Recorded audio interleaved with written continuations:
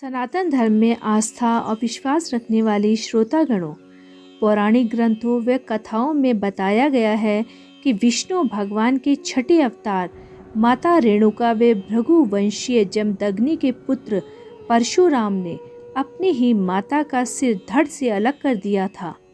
आखिर क्या कारण था जो उनको ऐसा करना पड़ा? तो आइए जानते हैं इसके पीछे की पौराणिक कथा। श्रोतागणों, पुराणों के अनुसार भगवान परशुराम को श्री हरि विष्णु का अवतार माना गया है। भगवान विष्णु का यह सबसे क्रूर अवतार था। शिवजी द्वारा प्राप्त परशु के कारण ही उनका नाम परशुराम पड़ा था। परशुराम महर्षि जमदग्नि और माता रेणुका की संतान थे। परशुराम उनके सबसे छोटे लाडले पुत्र थे। पांचों भाइयों में परशुराम ही सबसे तेजस्वी और न्यायपूर्ण योद्धा थे। पूरी धरती पर उनके जैसा योद्धा कोई नहीं था।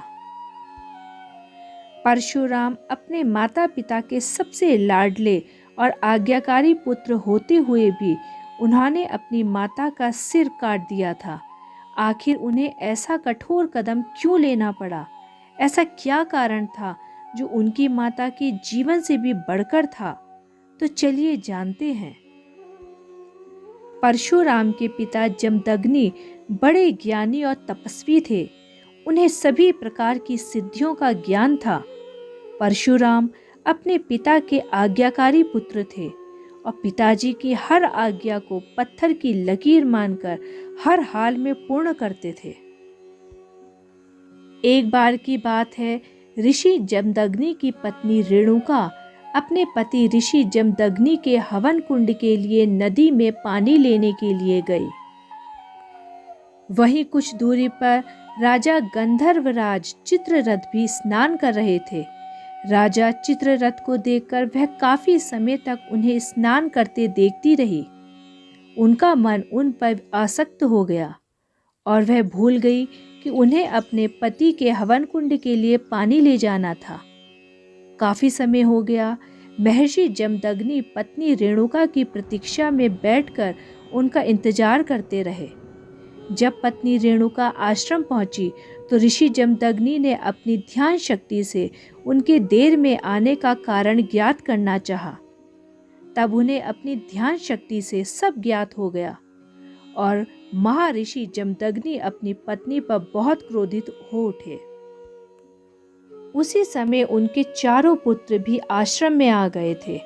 महर्षि जमदग्नि ने अपने चारों पुत्रों को बारी बारी से अपनी मां का वध करने का आदेश दिया, पर किसी ने भी मां के मोहवश में ऐसा करने की हिम्मत नहीं जुटा पाए। ऐसे में किसी भी पुत्र ने अपने पिता की आज्ञा को नहीं माना और सभी पीछे हट गए, क्योंकि हिंदू धर्म ग्रंथों के अनुसार किसी भी स्त्री की हत्या को बहुत बड़ा पाप माना गया है और यहाँ पर तो अपनी ही माँ का वध करने की बात थी, लेकिन पिता की आज्ञा का विरोध करना भी एक बड़ा अपमान था। वह बहुत बड़ा अपराध था। चारों पुत्र समझ नहीं पा रहे थे कि क्या करना उचित होगा। जब ऋषि के चारों पुत्रों ने अपने पिता की आज्ञा को नहीं माना तो महर्षि जमदग्नि ने अपने चारों पुत्रों को चेतना, बुद्धि और विचार नष्ट होने का श्राप दे दिया। वहीं थोड़ी देर में परशुराम भी आश्रम में आ गए। उनके आने पर परशुराम को देखकर महर्षि जमदग्नि ने उन्हें अपनी मां और चारों भाइयों का वध करने का आदेश दिया। अपने पिता की आज्ञा पाकर उन्होंने अपनी माता और चारों भाइयों का वध कर डाला। यह देख ऋषि जमदग्नि उनकी आज्ञा पालन से बहुत प्रसन्न हुए और परशुराम से वर मांगने के लिए कहा। परशुराम जानते थे कि उनके पिता बहुत ज्ञानी हैं और उन्हें बहुत सारी सिद्धियां प्राप्त है। उन्हें यह पूर्ण विश्वास था कि अगर वे अपने पिता के आदेश को मानेंगे तो उनके पिता उन्हें मुंह मांगा वरदान देंगे। श्रोतागणों, तब भगवान परशुराम ने अपने पिताजी से 3 वर मांगे। पहले वर में उन्होंने मांगा कि मेरी माता पुनः जीवित हो जाए। दूसरे वर में उन्होंने मांगा कि उनकी माता को अपनी मृत्यु का स्मरण ना रहे, और तीसरे वर में उन्होंने मांगा कि उनके सभी भाइयों की चेतना वापस लौट आए। यह सुनकर महर्षि जमदग्नि ने उन्हें तीनों वरदान दे दिए और सब कुछ पहले जैसा सामान्य हो गया। लेकिन एक चीज हुई जो लेकर परशुराम बहुत परेशान हुए, और वह थी माता की हत्या। हुआ यूं कि वर मांगने के कारण उनकी माता तो जीवित हो गई, लेकिन उन्होंने अपनी माता की हत्या तो की ही थी, इसीलिए अपनी माता की मात्र हत्या का दोष उन्हें लग गया, और जिस फरसे से उन्होंने अपनी माता की हत्या की थी वे उनके हाथ से चिपक गया। श्रोतागणों, तब इस पाप से मुक्ति पाने के लिए परशुराम एक पर्वत पर शिव आराधना के लिए चले गए। वहां पर उन्होंने कई वर्षों तक कठोर तपस्या की। तब कई वर्षों की कठोर तपस्या से प्रसन्न होकर भगवान शिवजी उनके समक्ष प्रकट हुए। तब परशुराम ने शिवजी भगवान से अपनी माता की मृत्यु के पाप से मुक्ति का उपाय पूछा।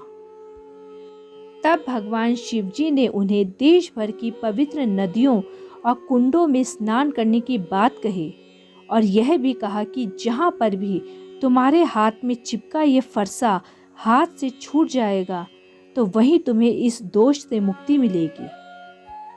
श्रोतागणों, यह सुनकर परशुराम ने इसके पश्चात देश भर के सभी पवित्र नदियों में और कुंडों में स्नान करना प्रारंभ किया।